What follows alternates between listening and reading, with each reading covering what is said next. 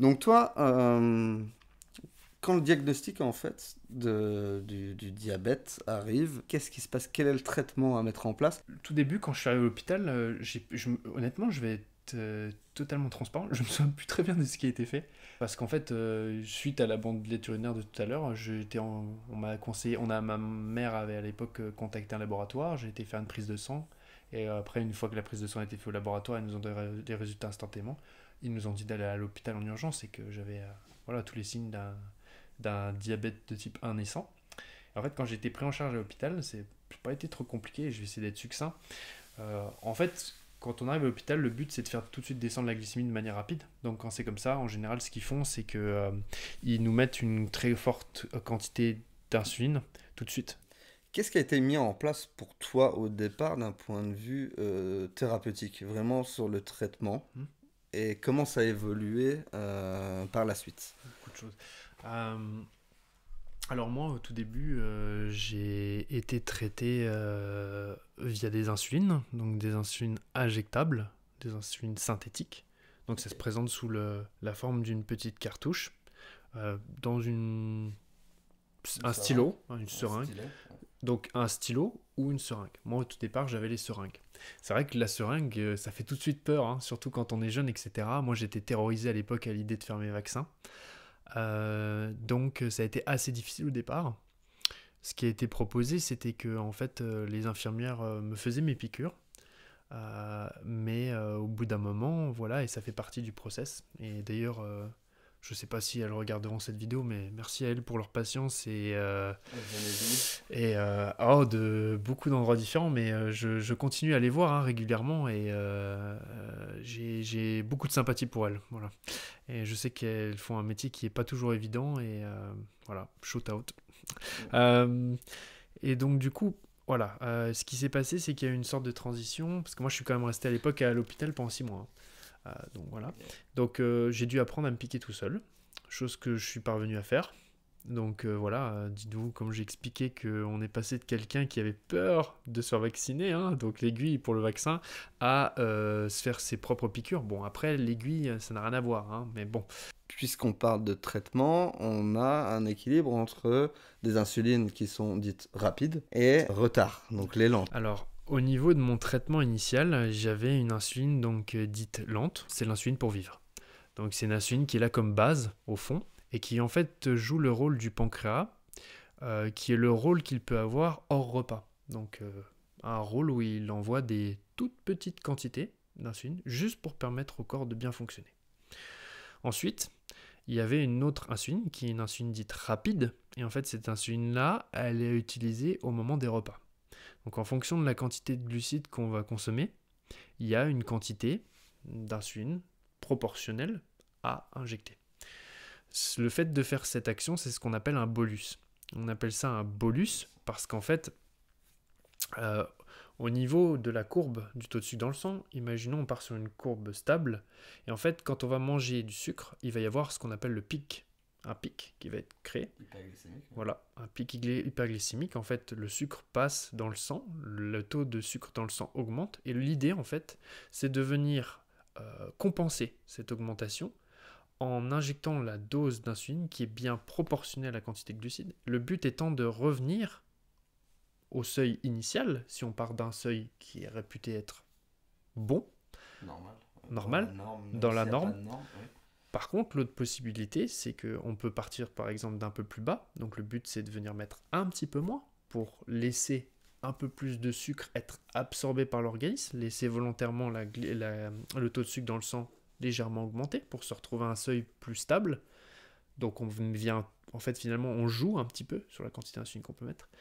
Et si par exemple on part d'un taux qui est trop élevé, on peut aussi faire en même temps dans le cadre du bolus, donc en même temps on va envoyer la quantité d'insuline qui correspond au taux de sucre consommé, au taux de glucides ingéré, mais ce qu'on va faire c'est qu'on peut rajouter un tout petit peu plus pour finalement arriver à un point où on était là, on mange, ça augmente, et finalement on va venir un petit peu plus bas. Donc on va injecter une quantité légèrement supérieure pour revenir à un taux qui est meilleur et plus supportable. Donc ça après, c'est une gymnastique intellectuelle, c'est apprendre à évaluer ce qu'on a en termes de glucides dans son assiette Et c'est aussi apprendre aussi à gérer ces quantités, ces doses. Mais ça, c'est très complexe. C'est quelque chose aussi qui est assez difficile, je pense, à expliquer, à le vulgariser. Et je pense que seul un diabétique ou une personne qui appartient au corps soignant peut comprendre ce genre de choses. Mais pour expliquer simplement, on dit souvent que pour certaines insulines, en tout cas l'insuline qui est utilisée au départ, elle s'appelle Novorapid, qui est la plus utilisée en initiale pour une découverte de diabète. L'autre, la lente, s'appelle Insulatar. Mais pour la Novorapid, on dit souvent que, grosso modo, une unité égale à 5 grammes de sucre. Mais encore une fois, c'est ce que j'expliquais tout à l'heure, le diabète est une maladie personnelle. Le corps des uns et des autres ne réagit pas de la même manière face au sucre, face aux graisses et face à tout ce qu'on ingère. Moi, par exemple, à l'heure d'aujourd'hui, j'ai l'équivalent d'une dose, donc une unité d'insuline pour moi. Après, c'est pas tout à fait la même insuline, mais elle correspond à plus à 10 grammes de sucre. Parce que je suis un adulte, je suis en pleine possession de mes moyens, je suis grand, je suis sportif. Donc moi, j'ai peut-être une plus grande sensibilité. Tu as un boulot qui est aussi stressant, et du coup tu vas puiser aussi. Exactement. Mais c'est plus que tout simplement aussi, j'ai une plus grande sensibilité à l'insuline. Si pour moi, une unité me permet de couvrir 10 grammes de sucre, là où de base pour quelqu'un qui est en découverte, c'est une unité égale 5 grammes, ça veut dire que je peux manger plus de sucre et j'ai besoin de moins d'insuline. C'est-à-dire que mon corps, en fait, finalement, a une plus grande sensibilité à l'insuline. C'est-à-dire que quand je mets une source externe d'insuline, avec moins, il peut faire plus. Ça va dépendre aussi des critères comme l'âge, comme aussi l'état de forme, des choses comme ça. Après, pour revenir au traitement, ça c'était le traitement qui était le traitement initial. Donc c'était un traitement qui était assez drastique, qui m'obligeait de faire réaliser mes piqûres à une heure très précise, notamment la piqûre pour l'insuline de base, donc la lente, celle pour vivre, elle devait être faite vraiment à un horaire précis. Donc c'était très handicapant, pas en semaine, parce que ça s'apprêtait bien à une vie active de quelqu'un qui était dans ses études. Donc c'était 7h, 19h. Il y avait 2 piqûres à faire. Et surtout, en fait, pourquoi je dis aussi le 7h, ça c'était plus embêtant le week-end. On était obligé de se lever. Et en fait, mon père et ma mère m'apportaient toujours un plateau repas, parce que j'étais obligé d'avoir un repas. En fait, je pouvais pas sauter les repas. C'était comment j'appelle ça, un traitement qui était très peu flexible. Mais c'est un traitement qui est là pour en fait mettre des bases idylliques au début du traitement du diabète. Ensuite, quand j'ai commencé à arriver à l'adolescence, pour toujours se concentrer sur le traitement en lui-même et pas trop ce qui est autour, j'ai eu l'opportunité, et c'est ce qui m'a été proposé par un diabétologue, d'avoir une insuline de base, donc celle pour vivre, la lente, celle qui est en fond, comme on explique depuis tout à l'heure, qui pour le coup m'apportait plus de flexibilité. Au lieu d'avoir une injection qui devait se faire à 19h, heure pétante dans tous les cas, c'était une injection qui pouvait se faire sur une certaine étendue, donc beaucoup plus flexible, qui partait de 18h à 22h. Alors vous imaginez pas la qualité de vie, comment aussi ça s'est amélioré, on va dire une plus grande qualité au niveau du traitement, parce que quand tu passes forcément tu auras compris, d'une injection qui doit avoir lieu à heure pétante à 19h à maintenant 18 ou 22h, ça laisse une plus grande quand même flexibilité, une plus grande latitude, donc c'est vraiment très agréable. Et puis c'est surtout aussi que via cette insuline lente qui est beaucoup plus active que celle que j'avais précédemment, ça me permettait aussi d'avoir la possibilité de faire ce que je voulais au niveau de l'insuline rapide, dans le sens où je pouvais avoir cette possibilité de sauter des repas ou manger quand je voulais. Là où dans le précédent schéma, il fallait vraiment que ce soit très rodé, très calculé, très précis. Et il me permet... En fait, le traitement a gagné en souplesse, en fait, dans cette deuxième phase. Alors, plus grande souplesse. Si tu me permets, j'ai une petite question. Si tu rates une dose, comment il faut agir ? Là, c'est la question à 1 million d'euros. Si on rate une dose, eh bien, c'est de faire la dose le plus rapidement possible plus tard. Par le mot rater une dose, j'entends plusieurs choses. Soit j'ai pas mis assez d'insuline, soit j'en ai mis trop. En fait, à l'époque, quand j'étais sous le schéma avec les injections, j'entendais... En fait, j'essayais jamais de me dire j'ai raté une dose. Je disais plutôt j'ai pas mis assez d'insuline ou j'en ai mis trop. Et ça, c'est en fait, on ne rate pas un bolus. Par contre, on rate son insulinothérapie fonctionnelle. Donc, insulinothérapie fonctionnelle, c'est un mot très savant, très tortueux pour juste dire j'ai mon assiette avec mes aliments, je dois être capable fonctionnellement d'évaluer la quantité de glucides qu'il y a dans l'assiette. Donc si je me retrouve en hypoglycémie, donc c'est-à-dire trop peu de sucre dans le sang, ça veut dire que j'ai mis trop d'insuline. Et si j'ai mis trop d'insuline, ça veut dire qu'en fait j'ai sous-évalué la quantité de glucides dans mon assiette. Comment tu arrives à évaluer, toi, ta quantité de sucre et le bolus que tu dois faire? Ça, c'est une très bonne question que tu poses, Anthony. Et surtout qu'en plus, c'est un écueil dans lequel je suis tombé moi-même. Au bout d'un moment, on a la pression, qu'on arrive à sentir son corps et à se dire « Ah là, je suis plutôt à 1,30 dans le... » Et donc, du coup, qu'est-ce qu'on oublie de faire? On oublie de se fixer sur ces appareils, revenir à l'essentiel. Aujourd'hui, on a des moyens et des dispositifs pour traiter le diabète qui sont super souples, super à la pointe. Et il faut savoir, j'ai envie de dire, travailler avec. Moi, il y a une époque où j'avais tendance à pas trop faire mes relevés capillaires au niveau des doigts. Ça, c'est quelque chose de très personnel. Il y a des gens qui vont beaucoup utiliser le relevé, faire beaucoup de relevés capillaires, et d'autres qui vont en faire moins. Je pense que moi, à l'époque, j'avais un diabète qui était bien régulé, donc je me retrouvais moins dans des situations à être trop en hyper, trop en hypo, donc trop de sucre dans le sang, pas assez, mais plutôt de manière régulée, donc comme quelqu'un de normal. Donc je tombais parfois dans cet écueil de pas en faire assez. Aujourd'hui, il y a le dispositif Freestyle Libre, donc qui permet d'avoir un capteur en continu. Je peux pas le montrer, mais moi je le porte ici. J'ai mon appareil qui est actuellement... Qui est en train de te dire qu'il y a un problème, d'ailleurs. Oui. Chut.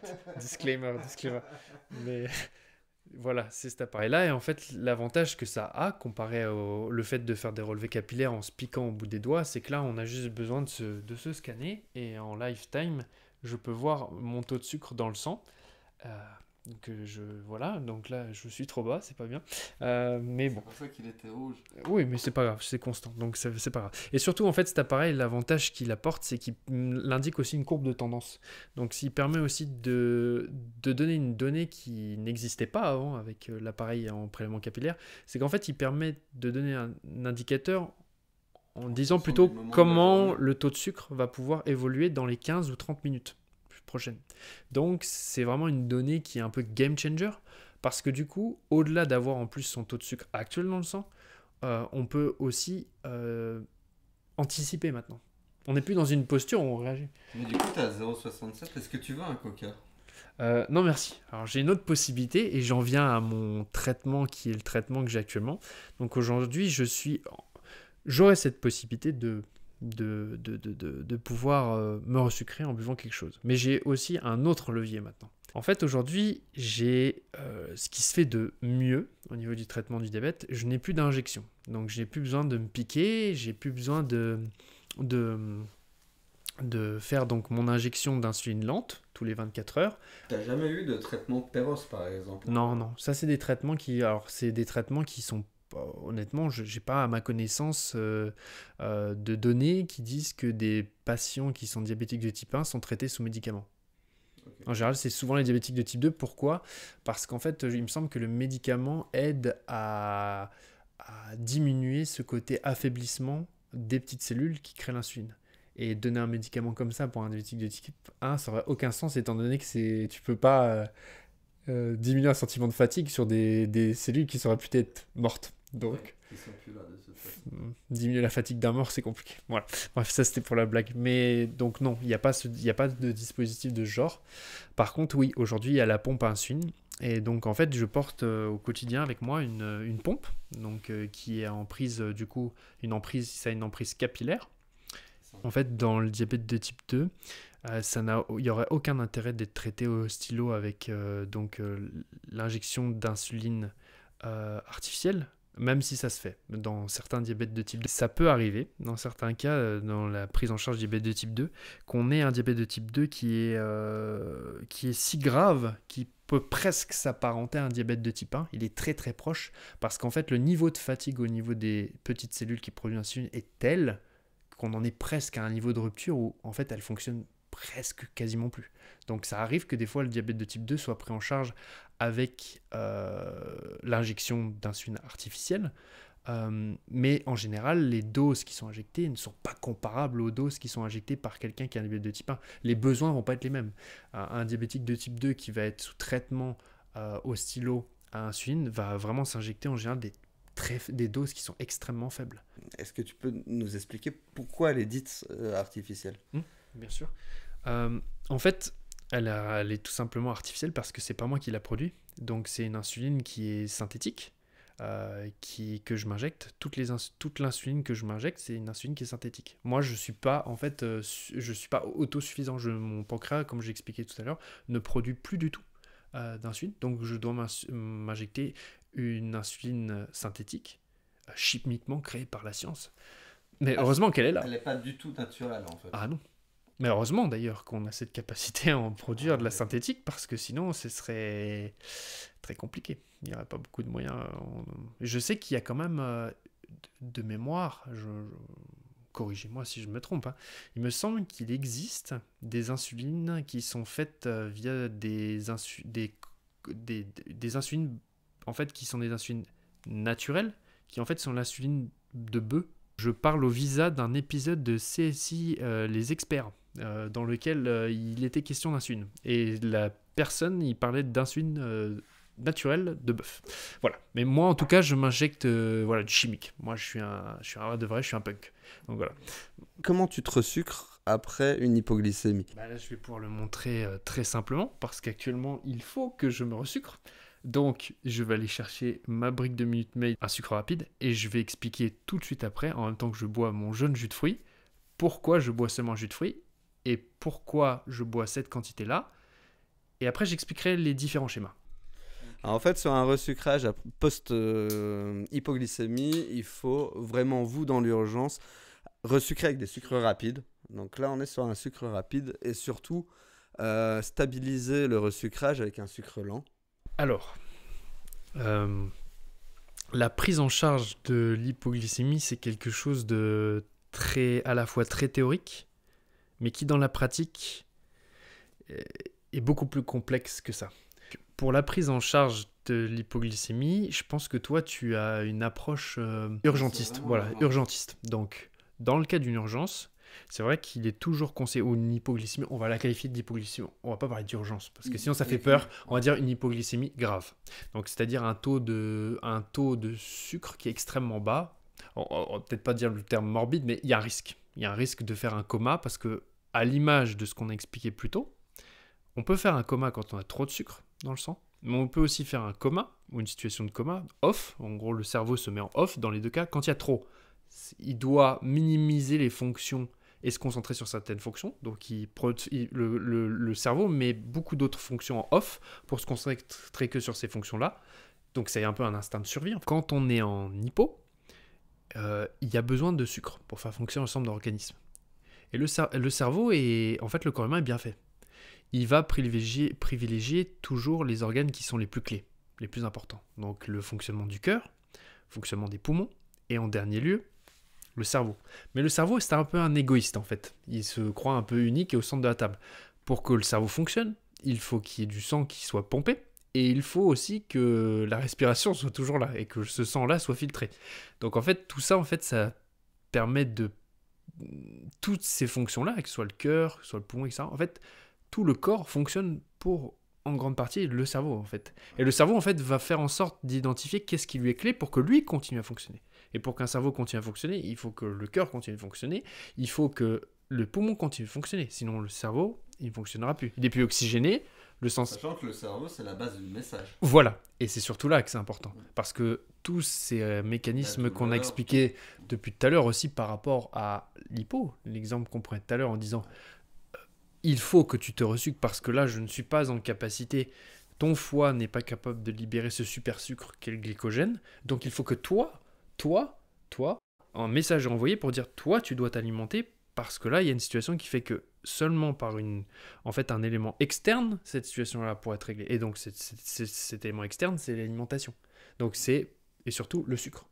Donc quand je dis alimentation, c'est au sens large, mais on s'est compris, c'est le sucre. Il faut que tu consommes du sucre pour... Les sucres, d'ailleurs, il n'y a pas Oui, bien sûr. Il y a plusieurs types de sucre, il y en a énormément. Et il y a deux grands sources de sucre principaux, le sucre dit rapide, comme tu as très justement expliqué, et les sucres lents. Donc ce sont ce qu'on appellera des sucres complexes, qui sont assimilés de manière plus lente par l'organisme, là où le sucre rapide est assimilé de manière très rapide par l'organisme. Donc forcément, dans un état de crise, Le type de sucre à privilégier, ça va être des sucres qui vont avoir une absorption rapide, donc, ou un effet rapide. Ça va être tout ce qui est jus de fruits, on va avoir... Bon, ou plutôt, je vais le présenter différemment. Il y a le saccharose, il y a le fructose et il y a le glucose. Fructose, c'est tout ce qui est fruits, c'est les sucres qui sont contenus naturellement dans les fruits. Le saccharose, c'est le sucre blanc. Et le glucose, ça va être En fait, le glucose, c'est quelque chose qui vient on va dire, de l'industrie, souvent, qui est utilisé. En fait, c'est un sucre transformé. En fait, de base, c'est un sucre blanc, donc le saccharose, mais qui est fondu, qui fait une sorte de pâte. Donc, en fait, c'est une autre forme. En fait, c'est du sucre blanc, du saccharose, mais qui est sous une forme un peu transformée, qui n'a pas tout à fait le même pouvoir sucrant, et qui va avoir une absorption qui va différer de la manière dont ce surglucose, en fait, est utilisé dans le produit final. Si c'est par exemple pour des bonbons, donc ça va être sur une base de gélatine avec beaucoup de sirop de glucose, forcément l'absorption va être légèrement plus lente, mais va provoquer un pic énorme, légèrement décalé, parce que la gélatine est absorbée, la gélatine c'est du porc, donc c'est du gras de porc, et quand dedans elle est mélangée avec des corps gras, etc., forcément c'est absorbé légèrement plus lentement. Ça pareil, je reviens, je fais une petite parenthèse sur ce qu'on expliquait tout à l'heure, sur l'insulinothérapie fonctionnelle. Évaluer une assiette, c'est très compliqué, parce que les glucides vont être absorbés par le corps de manière totalement différente à cause de ce qu'il y a d'autre dans l'assiette. Il n'y a pas seulement les glucides, mais s'il y a par exemple beaucoup de graisse, ça va être absorbé de manière beaucoup plus lente. Le truc de base, par exemple, c'est je vais manger mon bout de pain. Attention au pain, par exemple. Parce que le pain, en fonction de s'il est plus ou moins sec, ou par exemple les pâtes, si elles sont plus ou moins cuites, elles ne sont pas absorbées de la même manière. Et c'était le point sur lequel je voulais insister tout à l'heure. Mais pour revenir sur la gestion de l'hypo, donc ce qui est important quand on est dans une situation d'hypoglycémie, comme on l'expliquait avant, c'est de prendre tout de suite un sucre avec un effet très rapide. Dans les sucres, les sucres rapides que je peux prendre, moi par exemple au quotidien, dans un aspect pratique de gestion de mon diabète, il va y avoir les jus de fruits. Là par exemple je suis en train de boire un jus de fruits typiquement parce que j'étais un petit peu bas, on est en train de tourner la vidéo, il est tard, je n'ai pas encore mangé, j'ai une journée très fatigante, donc même si mon diabète est bien réglé et que mes doses sont bien adaptées, au bout d'un moment j'ai une prise alimentaire qui est quotidienne et habituelle à une certaine heure que je n'ai pas réalisée, et donc forcément j'ai encore mon insuline qui est en train de passer de manière habituelle, et avec tous les éléments qu'on connaît, la fatigue, le besoin aussi alimentaire, d'une prise alimentaire, je peux me retrouver forcément à tendre vers l'hypo. Moi, je fais pas une hypo dite sévère parce que mon corps et mon métabolisme est assez habitué à la gestion de l'hypo, on va dire. Et je vais peut-être avoir... Après, ça dépend des personnes. La première personne que j'ai vue avec ce dispositif, c'était vraiment pour un patient qui était instable d'un point de vue insuline. Alors, en fait, la pompe, c'est le schéma sous lequel je suis, l'outil que j'utilise pour gérer mon diabète. En fait, c'est de ce que j'ai compris aujourd'hui, c'est quelque chose c'est un outil qui qui fait l'objet d'une normalisation. Les diabétiques qui sont découverts de diabète, comme moi j'ai pu en faire l'objet à l'époque, aujourd'hui on les tourne très rapidement vers la pompe parce que dans la pratique, et je pense que les diabétologues se sont rendus compte, c'est un super outil pour le suivi. Quand tu as quelque chose à demeure, c'est jamais bon d'un point de vue infectieux. Tu fais bien de poser la question, enfin en tout cas de soulever le point. J'ai fait l'objet d'un problème à cause du capteur. Ça peut arriver. C'est un des inconvénients qu'il y a.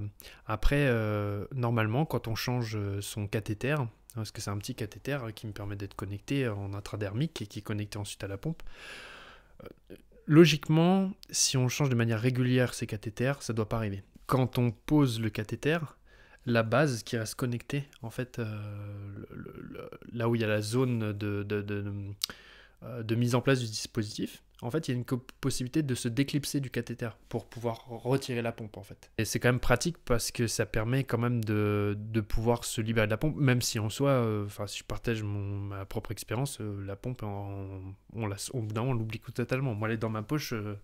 Voilà, c'est une habitude. Mais c'est comme pour j'ai envie de dire, c'est encore une fois, on en revient, le corps est capable de s'adapter à tout, l'humain s'adapte à tout. Moi, quand on m'a dit que je devais me faire des injections à l'âge de 11 ans, je me disais à l'époque que j'en serais jamais capable. Mais 5-6 ans après, j'étais là, je me piquais, je regardais même plus tellement c'était devenu induit. C'était un peu comme se brosser les dents au bout d'un moment. Elle porte bien son nom parce que, en fait, finalement, c'est un pancréas de substitution. Et pourquoi on n'a plus qu'un type d'insuline et pas deux? Parce qu'en fait, quand on est dans un contrôle au stylo, on a une injection qui est réalisée pour 24 heures. Donc, on a une insuline qui doit être composée et qui doit avoir un champ d'action qui est large, qui est très hasardeux dans sa manière de fonctionner.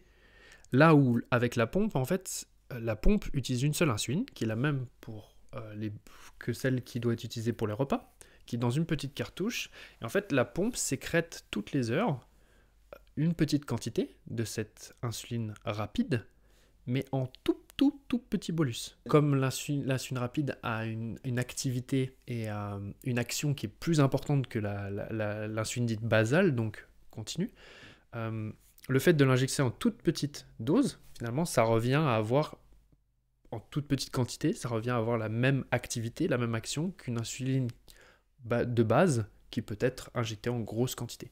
Et en fait, elle opère le même rôle en fond. Si tu as un dispositif qui est intradermique, c'est pour calculer quasiment en temps réel ta glycémie. Alors, il y a plusieurs niveaux de pompe. À l'image de ce que j'ai expliqué avant avec le traitement sous injection, où au départ on a un schéma qui est très peu souple avec heure fixe, et finalement après on peut introduire une insuline basale qui est beaucoup plus flexible et qui apprend de la souplesse. Au niveau des pompes, c'est le même système. Au niveau de la pompe, on a deux types de pompes. On a la pompe en circuit ouvert et la pompe en circuit fermé. Ce qu'on appelle circuit fermé, donc c'est ce que tu viens d'expliquer, c'est la capacité qu'a la pompe de pouvoir communiquer directement avec le capteur freestyle libre, qui est ici, ce capteur qui permet de faire les relevés juste en passant, comme ça en se scannant. Et en fait, la pompe a cette capacité de communiquer, de prendre directement sur base des données de cet appareil qui mesure la glycémie en temps continu, en temps réel, et d'adapter tout de suite, automatiquement, les doses qui doivent être injectées. Et en fait, là, dans le cadre de la pompe fermée, c'est le nec plus ultra de la gestion du diabète qu'on peut avoir. C'est la Rolls-Royce en termes de traitement au niveau du diabète. Parce que là, déjà, d'une part, on a moins de choses à faire. Et en plus de ça, la manière dont agit la pompe avec cette capacité à communiquer avec un appareil qui prend en constant le taux de sucre dans le sang, finalement, on est presque sur ce fantasme du pancréas de substitution, d'un organe de substitution. Et attention, j'ai oublié de préciser aussi, cet appareil qui scanne le taux de sucre dans le sang peut être aussi utilisé dans le cadre d'un traitement sous schéma avec injection. Hein. L'un n'empêche pas l'autre. On peut aussi utiliser tout à fait. Après, là où il est le plus opérant et qui sert le plus, où on tire son plein potentiel, c'est vraiment quand on utilise une pompe. Et notamment quand on a la capacité et l'autorisation, parce qu'avec un diabétologue, au départ, on commence avec une pompe en circuit ouvert. Donc, c'est-à-dire, là, c'est moi qui prends les données. Donc, c'est l'humain, c'est moi, qui prend les données de l'appareil qui est là, qui scanne en temps réel, et qui, après, au niveau de la pompe, modifie en conséquence. Ça permet aussi de s'éduquer. Et ça permet aussi de comprendre comment la pompe fonctionne, finalement. Et après, dans un second temps, une fois qu'on a toutes ces bases-là et qu'on comprend très bien et qu'on est de toute manière en capacité, si un jour on a un problème entre la communication entre les appareils, parce que c'est de la technologie, mais un jour la technologie peut être faillible, l'homme l'est moins, normalement, bien ça veut dire qu'on a la capacité de finalement repartir sur une boucle ouverte et la capacité de prendre les données de l'appareil et d'adapter directement avec la pompe. Parce que la possibilité demeure après. Ça communiquera en Bluetooth, ouais. Et il y a aussi un troisième type de pompe qui existe, c'est ce qu'on appelle la pompe patch. Là, c'est plus Rolls-Royce, c'est la Bugatti de la gestion et du traitement du diabète. Donc là, il faut vraiment avoir un diabète en général très bien équilibré, qui requiert aussi un niveau, au niveau des doses d'insuline assez faible. Parce qu'en fait, cette pompe patch, contrairement à la pompe que je porte actuellement, permet de ne pas avoir du tout de tubulure. Donc par tubulure, j'entends cathéter. Donc c'est une pompe qui, comme son l'indique, se patch sur un endroit du corps et qui en fait a une réserve et qui va injecter en continu cette réserve via des informations et des commandes qui sont transmises aussi par le Bluetooth. Alors sur un dispositif comme ça, l'insuline est stockée dans une cartouche de 70 microlitres unité, je crois. C'est un appareil qui n'est pas très gros, hein, qui ne prend pas beaucoup de place. Et ça, c'est vraiment top parce que en fait, du coup, il n'y a plus de tubulure. Donc le fait de ne plus avoir la tubulure, ça... c'est plus un côté confort. C'est un gain de confort, en fait, réellement. Mais après, il n'y a pas une très grande différence. Parce qu'au final, quand on a l'habitude d'avoir une pompe, avec une tubulure, on s'habitue à avoir la tubulure. Et puis de toute façon, comme j'ai dit, le dispositif permet de se déclipser du site où on a le petit cathéter qui est sous la peau. Et le fait de pouvoir déconnecter cette tubulure laisse quand même une liberté si jamais on veut changer. Et voilà. Et d'ailleurs, on en vient à cette possibilité de pouvoir conjuguer cette pompe avec d'autres situations de la vie. Par exemple, si j'ai besoin de me déconnecter pour prendre une douche, je peux me déconnecter pour prendre une douche.